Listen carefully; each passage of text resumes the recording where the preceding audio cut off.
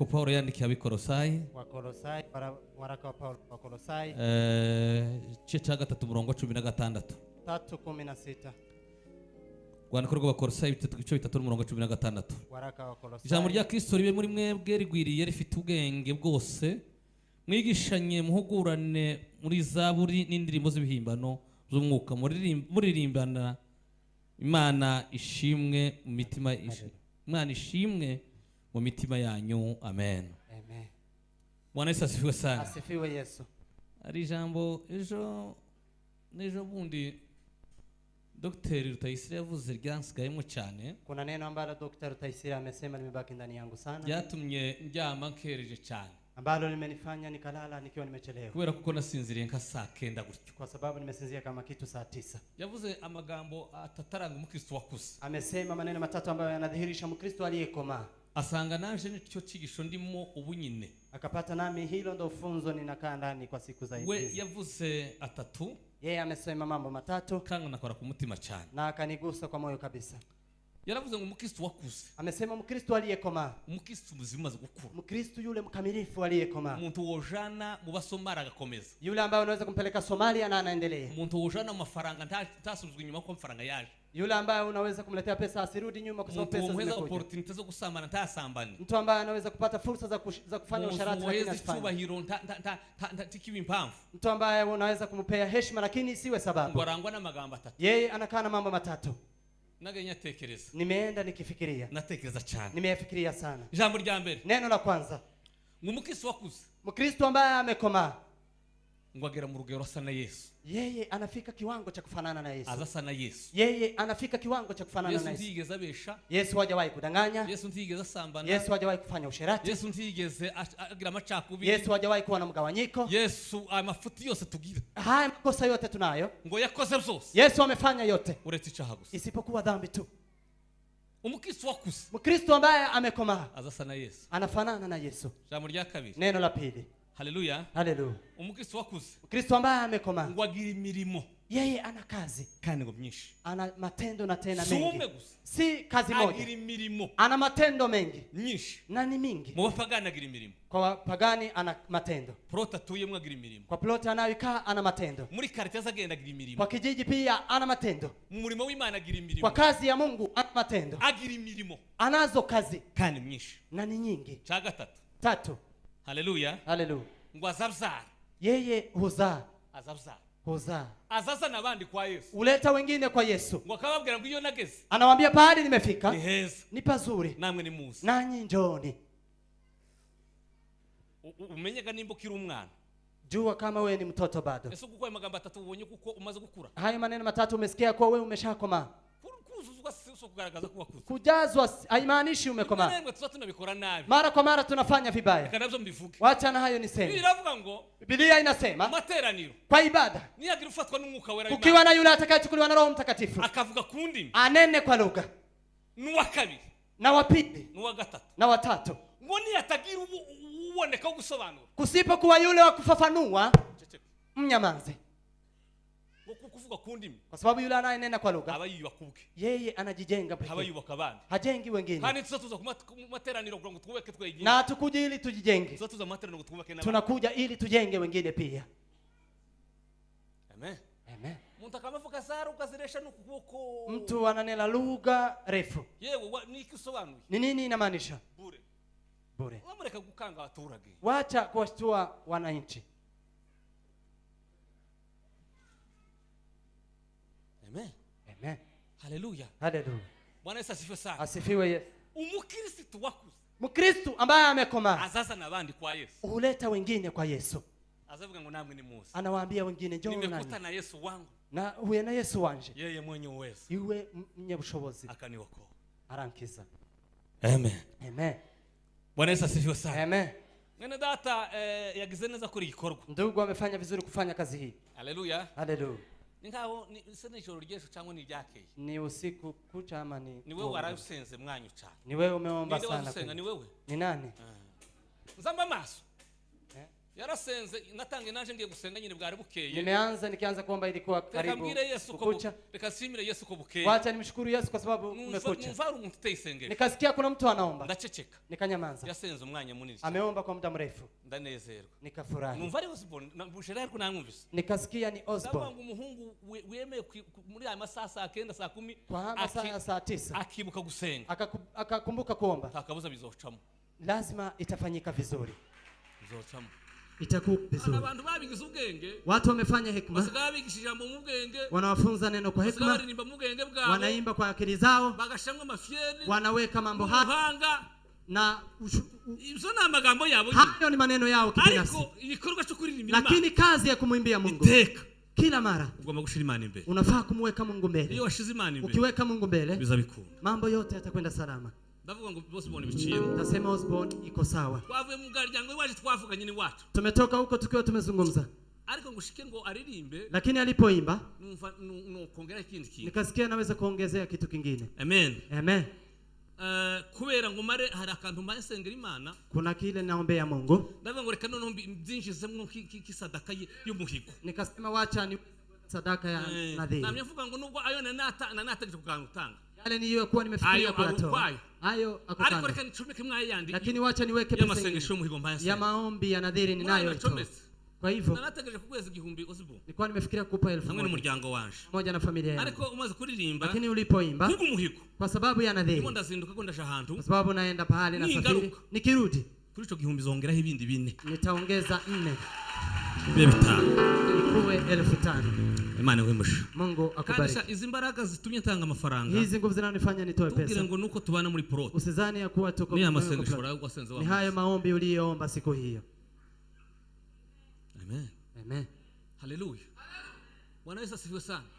Bantu twabigize akamenyero. Watu tumefanya mazoea mambo ya kuzoea. Abantu cyane bamukora bashikashika mu nzu y'Imana n'urwenya. Watu wanafika nyumbani mwa Mungu wanafanya ni kuchekesha, ni kuleta nduru. Arukundu Salomo yandise. Kuna vile Sulemani ameandika. Aravuga ngo nusha mu nzu y'Imana. Akasema ukienda nyumbani mwa Mungu, uzurinde kirenge cyawe. Linda hata mguu wako. Usutinye. Ogopa. Ntabwo ari muri bar. Hapa si kwa bar. Ntabwo ari muri bukwe. Hapa si kwa harusi. Ntabwo ari muri reception. Hapa si kwa reception. Ni imbere y'Imana. Ni mbele za Mungu. Ishobora byose. Mungu muweza yote. Yavuze. Aliyesema ngo amanywa be. Akasema mchana uwe. Amanywa raba. Mchana ukawa. Yavuze. Aliyesema inyenyeri zibeho.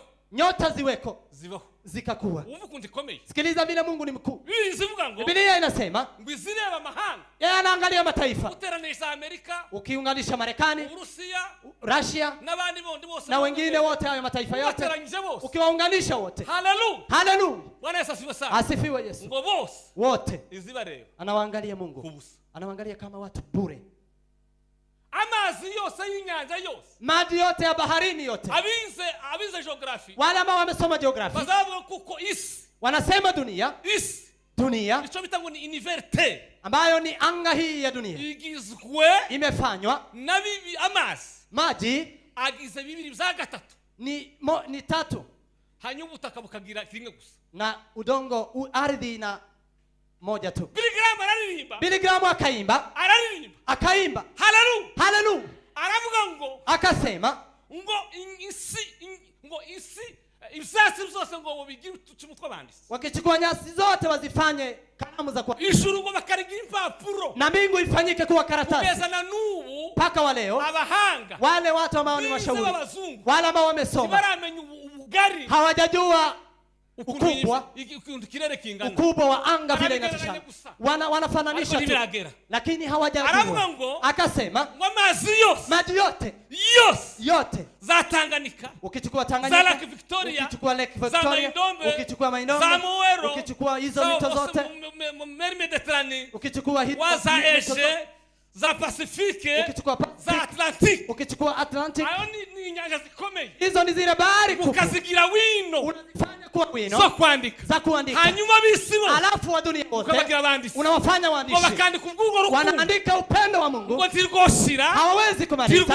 Hawawezi kumaliza. Isoshoboka. Kile kinachowezekana amazi yokama ni maji iishe. Hanyuma wewe uzozugira imbere yiwe. Alafu ukifika mbele za Mungu. Usekugira urwenya. Alafu ufanye mchezo. Ingeso tuyireke. Tabia tuache. Ntabwo ari ingeso nziza. Si tabia nzuri. Amen. Amen. Mimi nikiona watu ambao wanacheza nyumbani mwa Mungu, mimi nasikia nikiwa nimeuza. Mungu, Mungu muumba. Bwana sifiwe. Haleluya. Imana rurema. Mungu muumba. Nzavuga ngo izayirahira ibintu bitatu gusa. Mungu anapa maneno matatu tu. Kuva yabaho. Tangu akuweko. Kitwa Imana. Anaitwa Mungu. Izayirahira ibintu bitatu. Anapa kwa maneno matatu. Tiravuga ngo yava inka gatungo nundi. Hajawahi kusema umenipa ng'ombe. Tiravuga ngo yava inka pita. Hajawahi kuwapa mtu aliyempa ng'ombe hala. Izayirahira rimwe gusa. Anaapa moja tu. Ijambo rya mbere. Neno la kwanza. Izayirahira ukuboko kwayo kw'iburyo. Anaapa mkono wake wa kuume. Ijambo rya kabiri. Neno la pili. Izayirahira izina ryayo. Anaapa jina lake Mungu. Ijambo rya gatatu. Neno la tatu. Izayirahira kwera kwayo. Anaapa utakatifu wake. Amen. Amen. Ha! Haleluya. Bwana sifiwe. Asifiwe Mwokozi. Musa, umugaragu w'Imana, mtumishi wa Mungu, bambutse inyanja itukura, walipovuka bahari nyekundu, amaze guhishurwa imbaraga zayo, alipofunuliwa nguvu za Mungu, yaravuze ngo sema ngo ndaririmbira Imana bitangaje, nitamwimbia Mungu ya ajabu. Haleluya. Haleluya. Bwana sifiwe. Asifiwe Yesu. Yaturutse haruguru, ametoka juu. Yaravuze ngo Imana iterwa gukomera no kuboko kwayo kw'iburyo. Amesema Mungu anafanya nguvu na mkono wake wa kuume. Yahushe umwuka w'amazuru yayo, amepulizia pumzi yake ndani ya maji, yatemba yirundira irungu.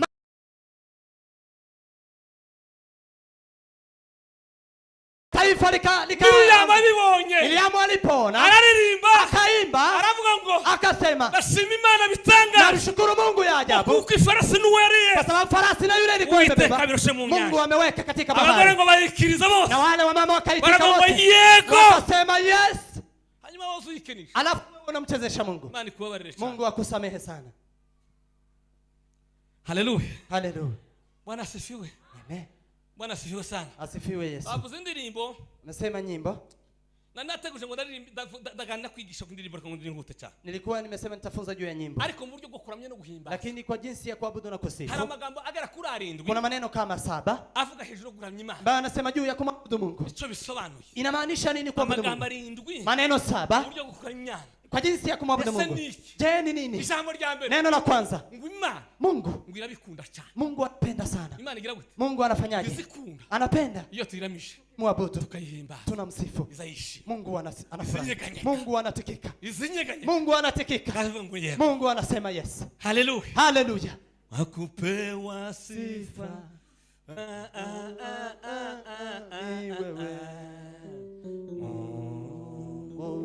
Daudi mugihe kiwa cyabaye cyose, Daudi kwa wakati wake alipoishi, yaje kugenda ahantu, alipotaka kwenda mahali, ngo yageze abanza kohereza, taka kwenda mahali, ngo yageze abanza kohereza timu, alikuwa anatuma kwanza timu ya waimbaji, na wakati wake yari afite abakondukteri batatu, alikuwa na wale viongozi watatu ambao ni wakuu kabisa. Kuze sikiliza hao makondukteri, hao viongozi, jaribu kutafuta na usikilize kama una. Daudi ngo yari afite umugabo witwa ngo ni Asaf, alikuwa na mama anaitwa Asaf. ngo ni wari mkuu, yeye ndiye alikuwa kiongozi mkuu, wari grand frère w'abandi bose, yeye ndiye alikuwa mkuu wa wengine. Akagira ngo undi witwa ngo ni Yedutun, alikuwa na mwingine ambaye anaitwa Yedutun. Haleluya. Haleluya. Au ngao nango wagazafatikanya, hao walikuwa wanabatana na yeye, mwanya sura kumwenda sikasa. Amaze rero, alafu ngiyo bageze bagerayo, walipokuwa wakifika, kwa kuna majipo z'abanziriza president, vile wanajeshi wanaanzilisha president, hao ndio walikuwa wanamwanzilisha. Walipofika katika area hiyo, wanamwabudu Mungu, wanamsifu Mungu, wanasema msifu Mungu kwa sababu ya neema yake zinadumu milele. Sifu Mungu kwa sababu nguvu zake zinadumu milele. Msifu Bwana kwa sababu neema zake zinadumu milele. Msifu yule anayefanya maajabu kwa sababu neema zinakaa daima. Yale aliyoumbwa yote ya msifu Mungu. Haleluya. Haleluya. Utukufu wa Mungu shuka. Walipofika, Daudi sasa anatoka. Ingelitupa waimbaji kama Asaf, ingelitupa Asaf, wale ambao wanahudumia, mapepo yanatoroka. Tunakeshia katika kiwanja kizuri. Wale Yedutun. Haleluya. Haleluya. Daudi yagiraga imirya myinshi. Daudi alikuwa na nanga nyingi. Yo yitango ni hariho ngo zarimo shiginoya. Kuli zile zinakuwa zinaita shiginoya. Nyuma yo mu gitondo kumparakazi yo mu gitondo kare kare. Ile nyimba ijwi ryo mu gatuza, ilikuwa sauti zose zagira imiryango yose agakoresha kudaha, yote alikuwa anaitumia Daudi. Imana irabikunda ko tuyiramya. Mungu anapenda tumuabudu. Mungu tunamuimbia. Mungu anapenda. Tukimwimbia Mungu vizuri, Mungu anafurahi. Mungu akifurahi anashusha utukufu wake. Akishusha utukufu, nasi tunaombea kwa nyakati hizo, mashida yanatutulika. Haleluya. Haleluya. Siku moja, Bwana asifiwe sana. Asifiwe Yesu. Umwami wasimbuye Ahabu. Wasimbuye Ahabu. Ahabu kwa kiti. Witwa ngo ni Yehoramu. Ambaye alikuwa anaitwa Yehoramu. Amaze kufa. Alipofariki, Abamowabu ngo batekereje kumugwanya. Wamowabu wamefikiria kumpiganisha. Ariko maze kubimenya. Kini ngo atuma kuri Yehoshafati. Akatuma kwa Yehoshafati. Yehoshafati yari umwami w'Abayuda. Yehoshafati alikuwa mfalme wa Yahudi. Yehoramu yari umwami wa Israeli. Yehoramu alikuwa mfalme wa Israeli. Wakamtuma. Aramubwira ati ko banzi banyugarije. Akamwambia mbona adui wamenikujia? Huwezi kunisaidia. Yehoshafati aremera. Yehoshafati akakubali. Akasema jeshi lako na wewe ulete jeshi langu. Alafu akamsaidia. Walipofika hapo, akamwambia asifiwe Yesu. Kwa sababu alikuwa wafalme watatu. Alikuwa yeye na Yehoshafati na pia mfalme wa Edomu. Walikuwa wameungana ili waweze kumsaidia. Walipoungana, Yehoshafati akamwambia kabla hatujapigana, hakuna nabii ambaye yuko hapa ili tuweze kuomba Mungu shauri. Akasema Elisa ambaye alikuwa na Elia yuko hapa. Wakamuita. Akasema Yerohamu isingalikuwa mfalme wa Yehoshafati, singelisema, lakini kwa sababu ya mfalme kuna kile kisema. Lakini kabla alisema hakuna mpiga kinanda, hakuna mwimbaji, waimbe. Bwana asifiwe. Haleluya. Wakaleta piga kinanda. Alipogusa kwa kinanda, aliporudia, Elisa akajazwa, akajaa na nguvu. Badahuye n'abakorari banone, waimbaji wa sasa. Nona si muntu yozana minigera hanga. Mtu anaweza kuleta skati ambayo imekatwa mpaka hapa, analeta matiti ako nje. Huyo anaweza kuimba tubarikiwe. Tunaangalia huko kwa sababu music hiyo ni namna, hiyo ni namna ya kuunganisha sauti ambazo ni nyororo, ambayo ni nyororo kama masikio, na hata masikio na macho yanaona. Lakini tunaangalia huko, wanaanza kuimba tayari tumesha watoa kwetu. Haleluya. Lakini waimbaji wamegusa kwa kinanda. Walipohudumia, Elisa sema simama. Akasema nimeonyeshwa kesho kama saa hii anga zote zitajaa maji. Kama Roho wa Bwana akishuka, nitaimba kama Daudi, nitaimba kama Daudi. Jambo lake lisobanuka kuramya no guhimba. Neno la pili linamaanisha kuabudu na kusifu kwa nyimbo. Ngo niho ubuturo bw'Imana buba. Hiyo ndiyo makao ya Mungu. Hapo ndipo Mungu anakaa. Hapo ndipo Mungu anakaa. Niba ushaka kumenya Imana tu, ukitaka kujua Mungu anakaa wapi, sifu Mungu na muabudu. Hapo ni kikao. Hapo ni kikao ya Mungu. Ni Imana tu. Ni hapo Mungu. Niyo tuiramisha. Ukimsifu tukavuga kukomera kwake, unasema ukuu wake, unasema nguvu zake. Iko bimeze Yesu arakomeye. 96 yakoze imirimo amahanga bireba, Yesu arakomeye. Paulo na Sila bamaze gufungwa, bageze muri gereza, ilipofika usiku manane wakaimba, wakaomba milango ya gereza na mafunga mengine wakafunga. Paulo na Sila waliomba, Paulo na Sila waliomba, milango ya gereza ikafunguka, milango ya gereza ikafunguka. Na sisi wa leo sisi wa leo tukiomba shetani na miguu yake huyo atatoroka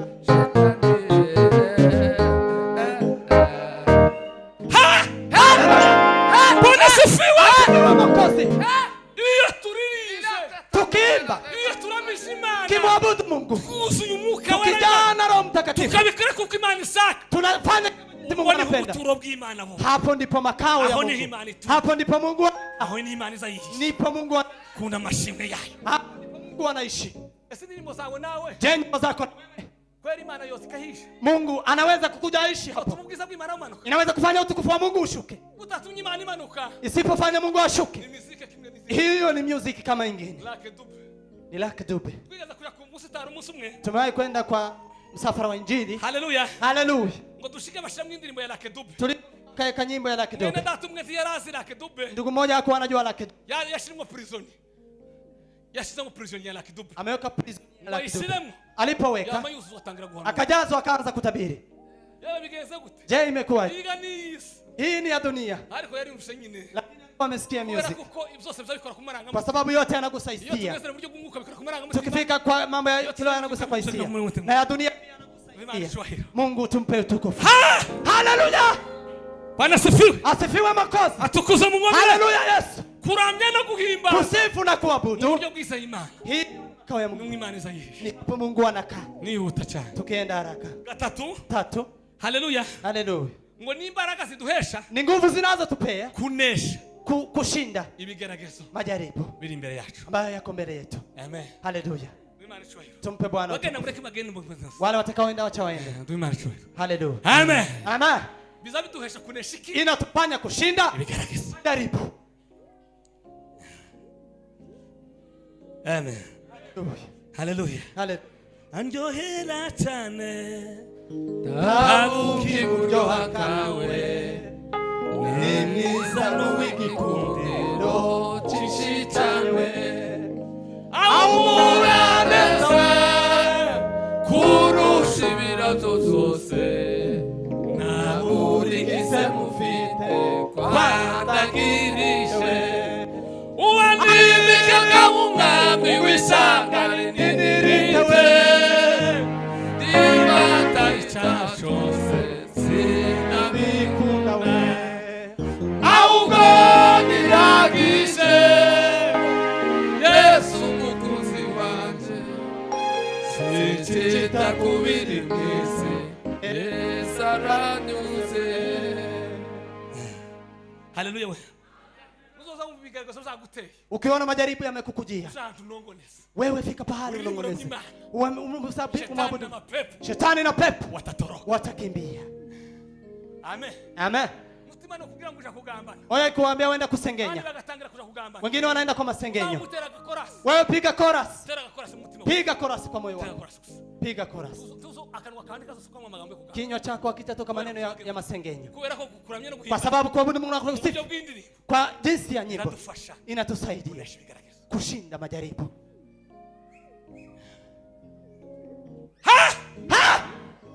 Bwana asifiwe. Asifiwe Yesu. Haleluya. Haleluya.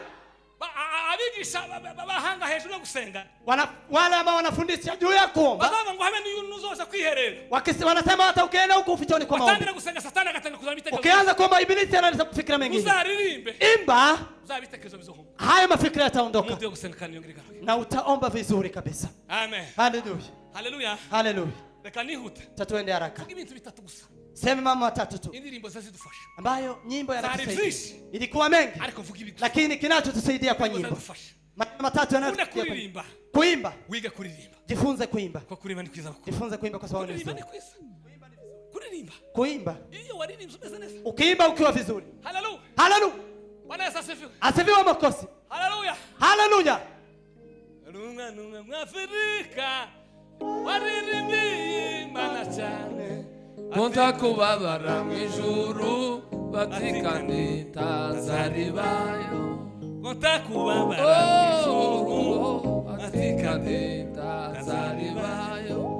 Atikumana ndani zako tamarira takuboroga tarufu kandi tagahinda none naje waruvuga nditagahinda none naje nkwiye kujayo ahera kwa himbaza Imana muri wa Mungu ushize bwose uzayishimira umuremyi aheruko aramize ameyumvise komisioni atekereza n'ivyicaro vyo muri paradizo yera atekereza n'ivyicaro vyo muri paradizo yera kera tugisuhura uko kitambo Kera tukenda tukisura kubeba ngombe tukigumira. malishoni. iyo wabaga umaze iminsi mu kiraro cyane Kama ulikuwa umekaa sana malishoni pa iyo ngombe nari huko, habaga ibiti by'ubuhongohongo cyane kulikuwa na miti aina kama hizo. wageze urira agati k'igiti cy'agahongohongo Ulikuwa unapanda juu ya mti ukamutera alafu unaimba kumbuye iwacu ukaririmba unaimba ukanezerwa unafurahi, amaso azagatemba machozi inakuja. nugera mu bigeragezo Ukifika majaribuni, satani nagutanga shetani akikutangatanga, satani nagutanga shetani satani nagutanga akikutangatanga, uzaririmba imba, azaguhunga atatoroka. amen Amen. haleluya Haleluya Yesu. mwana Yesu asifiwe Asifiwe Mwokozi. haleluya Haleluya Yesu. uyu mumbe wacu ikomeye kubakira twe n'abasogokuze turagutegereje isezerano terano ryawe twakomeje kuribamo twe n'abasogokuru n'abasogokuruza ese bizamedete abamukunda twese abamukunda twaba turiho cyangwa twarapfuye tuzahindurwa duse nawe mu gitabo abo cyugami wanditswe mu mazina Aberina Enoke Aburahamu na Mose handitswe nk'abahanuzi intumwa z'umwami n'ebyiri n'abahowe gazina nanjye wananditsemo Yesu umwana w'Imana nanjye wananditsemo Yesu umwana w'Imana nanjye wananditsemo arasa na n'ibicu Nanone ame ame na ibicu ame ame kuramya no guhimbaza mu by'ukuririmba Mungu na kumsifu kwa jinsi biza nyimbo bituma tunesha ibigaragaza inafanya tushinde majaribu. satani nadukubako Shetani akitutangatanga, uzusenga omba numara alafu uririmba utuwe unimbe ukiwa anongoneza sasa Roho ni uwangu karibu naye ninatolea ananitia nguvu baraka za mbingu daima nitakaa kwake Yesu ni kweli mimi ni wa Mwokozi milele amenitaja ndugu mpendwa ananikaribia hasira za mbingu ninayengoja siku ya harusi. amen Amen. jambo rya mbere indirimbo zazikora Neno la kwanza, nyimbo zinafanya, ngo zize zifashwa uziririmba zinasaidia yule anayeimba, gusenga zinambariki, zinamsaidia kuomba. zazifasha kugira gute Zinafanyaje? ariko bwana siwe sana Amen. ni bande bage mu butayu ruguri wacu ruguru mu misozi Ni akina nani ambao wameenda huko kwa maombi huko? abageriya mu bibira no mu mabuye ruguru Wale ambao wameenda huko mlimani huko juu. nao nabura mu butayu Na hapa kunao. mwari mwagera saa 8 z'ijoro inyoni zitangiye kujwigira Mwae kufika saa 8 za usiku ndege zikiimba, saa 4 zimaze kubakora alafu njaa ikiwapiga kabisa, bakora nao mukaba muzuke mnasema muamuke, mwamya mugatera karirimba alafu mnapiga chorus, ijuru riza ryuguruka mbingu inashuka. ziragira gute Mbingu inafanyaje? gusenga Kuomba. indirimbo Nyimbo, indirimbo nyimbo, nyimbo zazifasha gusenga zinasaidia kuomba, gusenga zinasaidia kuomba. amen Amen. Bwana Yesu asifiwe sana Asifiwe Yesu. imbere yawe n'ibyishimo bisa abagusenga ntacyo basabura nyamara duhindukirire utwuzuzo urukundo mana yacu dukunda cyane koherereza abamarayika koherereza umwuka wawe Yesu Kristo ngwinowe. cya kabiri Ya pili, Bwana Yesu asifiwe sana. amen. Indirimbo zitufasha kuramya Imana. Nyimbo zinatusaidia kumsifu Mungu, Zitufasha kugira gute? zinatusaidia kufanyaje? Kumwabudu Mungu. Bwa nyuma. Ya mwisho, Haleluya. haleluya. Gatatu ni bizimsha byinshi ariko rekaza. Tatu, Jambo rya mbere. neno la tatu, Indirimbo nyimbo zizadufasha zinatusaidia kwamamaza kutangaza kwizera kwacu. imani yetu. Amen. Haleluya. Kuririmba. Kuimba Namaramaje kurikira Yesu uzakomeza kuzamubaho nawe inshuti zanjye zose zamuvaho zamunambaho ntabwo nabura ibyanjye byose iyo ufite Yesu utakiza nanga. Haleluya. Bwana asifiwe. Asifiwe makofi. Indirimbo Nyimbo n'uburyo ni jinsi uzamudufasha inayotusaidia kwamamaza kutangaza agakiza kawe. imani yetu. Amen. Amen. Haleluya. Haleluya. Yes, haleluya. Haleluya. Osborne we. Osborne, Utusubize umutima wawe. jibu moyo wako. Unafikiri nyimbo hizi gahunda yo kwamamaza Yesu? ilikuwa ni lengo la kumtangaza Yesu? Ese namwe abarimvye muzamuririmba. Nanyi waimbaji mnaoimba, Muririmba. mnapoimba Uburyo bwo kwamamaza kwezera ni namna ya kutangaza injili ya Yesu. Haleluya. Haleluya. Hanyuma Alafu Bwana Yesu asifiwe sana. asifiwe Yesu. Vuga ibintu bitatu birangiririmzo muri. Niseme maneno matatu Abantu bose tibareme kuririmba. yanayoonyesha mwimbaji wa kamilifu. Abantu bose tibareme kuririmba iki? Watu wote hawajaumba kuimba. Jambo rya mbere. Neno la kwanza, Ngo umurimo wo kuririmba kazi ya kuimba nuwo bakishijwe. ni ya watu waliookoka. Waliofanya nini? Waliokoka. Abantu bakishijwe. N'umurimo. Hii ni kazi. Bivuga ngo Inamaanisha uririmba anaimba agomba kuba yarakishijwe. anafaa kuwa ameokoka. Yarageze gute? Akifanya nini? Yarakishijwe. Ameokoka. None se yo kwamamaza agakiza dafite. Unaweza kutangaza wokovu ambao huna. Yo kwamamaza agakiza dafite. Anaweza kutangaza wokovu ambao hana. Ya, Ariko itangaza kibabaje. lakini ajabu ya kuhuzunisha, Dufite benshi tuna waimbaji wengi bari mu kuririmba ambao wanaimba batarakishijwe. ambao hawajaokoka. Bazarimba gusa. Wanaimba tu. Jewe ndaririmba. ndaririmbira Imana n'abaririmbira ubusa nabo bararirimba Haleluya abavyeyi bataramira Imana. bavuga ibitangaza Imana Imana yabakoreye yabakoreye.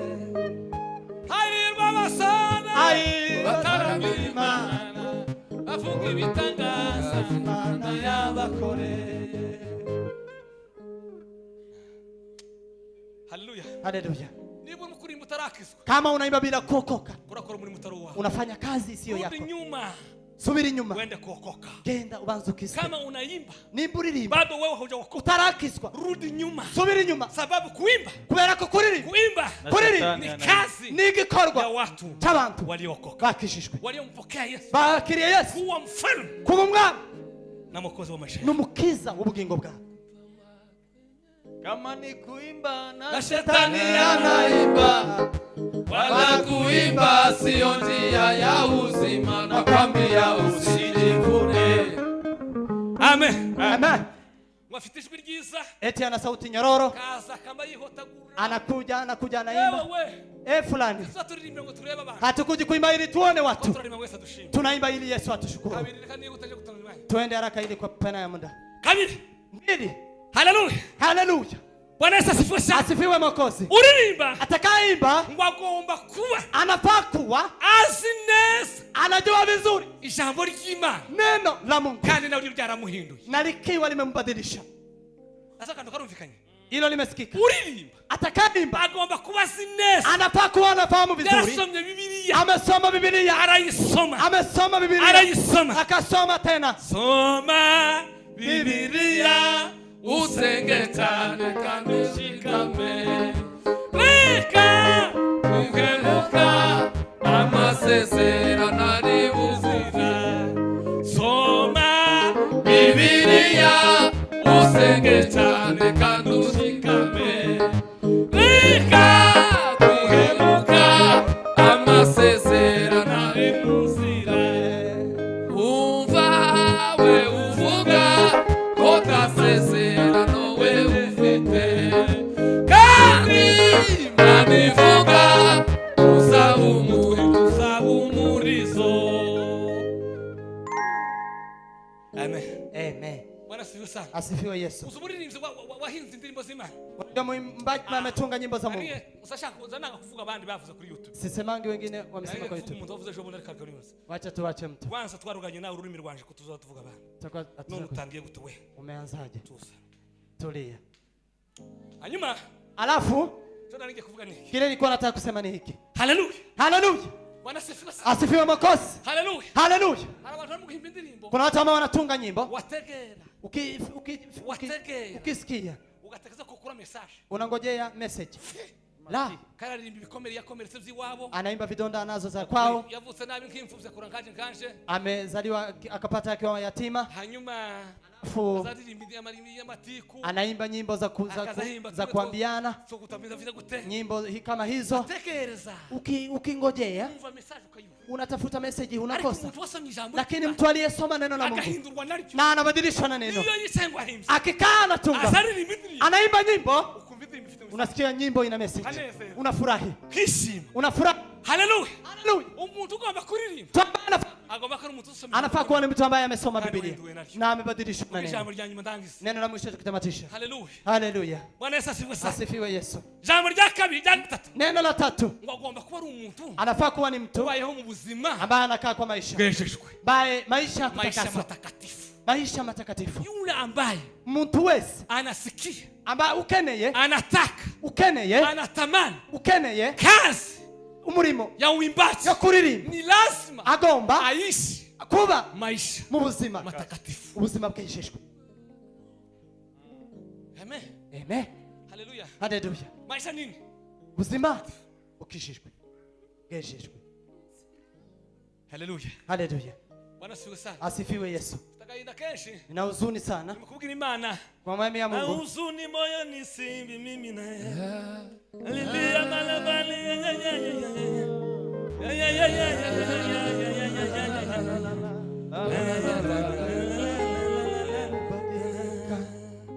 Sikuyajua kama ndivyo. hata Roho aliponionyesha shetani navyojua kujigeuza kama malaika yule wa nuru. Mejigeuza mekuwa rangi nyingi, mejiingiza kwa siri kanisani, watu wa Mungu wao bila kujua, hata umeanza kumuabudu. Waraka wa Yohana yule wa kwanza sura ya 3 mstari wa 8, azitendaye dhambi ni wa shetani, yeye alizitenda tokea mwanzo. Abakuru bazavuga ngo wakuu wanasema ngo umutinda zarotarya. nasema yule ambaye ni maskini anaota akila yule ambaye ni maskini anaota akila. Kwifuza abahungu baharirimba neza. Natamani vijana ambao wanaimba vizuri, Basenga neza. wanaomba vizuri. Ubushize nabonye umwe nararose ijoro rica ura ingene datariri asenga. Nimeota usiku huo, ndota abantu turi mu gitaramo, naota watu tukiwa kwa kesha, ariko mbona umwe akorwara kanseri, lakini kama mmoja akigonjeka kansa, akorwara kanseri cyane, agonjeka kansa sana, mbona kuko amjana kwa muganga, nikaona amempeleka kwa daktari, uyu no kumwoza ntizo bigishoboka, akasema huyu hata hawezi kutibika, ariko mukanya, lakini nuva ko umuntu ambwira ngo se mwamusenge, nikasikia mtu akisema si mumuombe, kanseri arwaye, hii kansa ngo si yo kwa muganga, si ya daktari, ngo ni gusengera, ni ya kuombea, turamusengera, tukamwombea, twara kumwe na bamwe bari hano, tulikuwa na wamoja walioko hapa, turamusengera, tukamwombea, tumusengere, tulipomwombea mbona ko komeza nikaona ameendelea kuwa mzuri, akawa mzuri. Wakamchukua wakamweka ndani ya chupa, alafu wakasema tumtoe. Tulipomtoa akatoka akiwa amepona. Aliyekuwa ananionyesha akaniambia Wakristo wengi wamegonjeka kansa za moyoni, kansa za kiroho, wanahitaji kuombewa, wanahitaji kuoshwa ili wawe wazima. Tuna waimbaji ambao wana makansa, tuna waombezi ambao wana kansa. Wao wameoza kabisa, lakini ingetupasa tuwaoshe. Waimba vizuri, nyimbo tunaweza kuimba zipe Mungu heshima. Nyimbo watakazoimba zitusaidie kuomba. Nyimbo watakazoimba zifanye watu watoke kwenye dhambi, wamurudilie Yesu. Haya yanaweza kuwa mazuri na watamani hao. Nyinyi watungaji wa nyimbo, wale waimbaji, omba Mungu, omba Mungu. Hatuhitaji waimbaji wengi. Tani waambie maneno haya.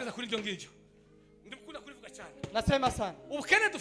Umaskini tunao, sio wainjilisti wengi.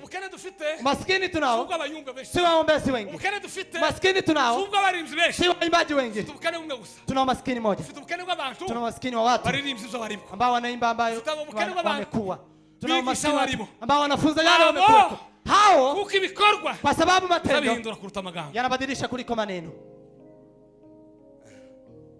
Amen. Amen.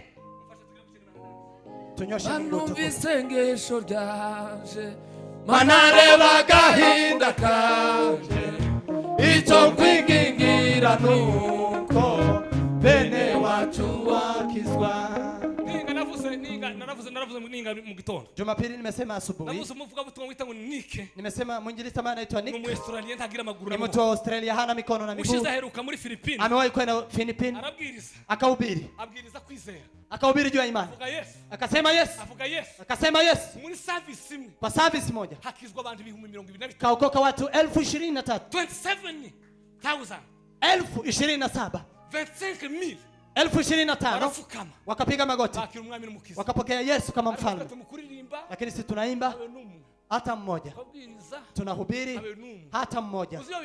Unajua pale inaharibikia, hakuna nguvu zinazotusupport kwa kazi tunayoifanya. Na hizo nguvu ni Roho Mtakatifu, kazi ili maisha yanayosafishwa. Nguvu ambazo zitatushika, taimba nyimbo ni nguvu. Wengi wapiga magoti wampokee. Utaomba kidogo, wengine wampokee Yesu. Sababu hata wabadilika, ni sababu tunasema huku nyuma yetu hakuna nguvu. Neno la Mungu liwabariki. Amen. Amen.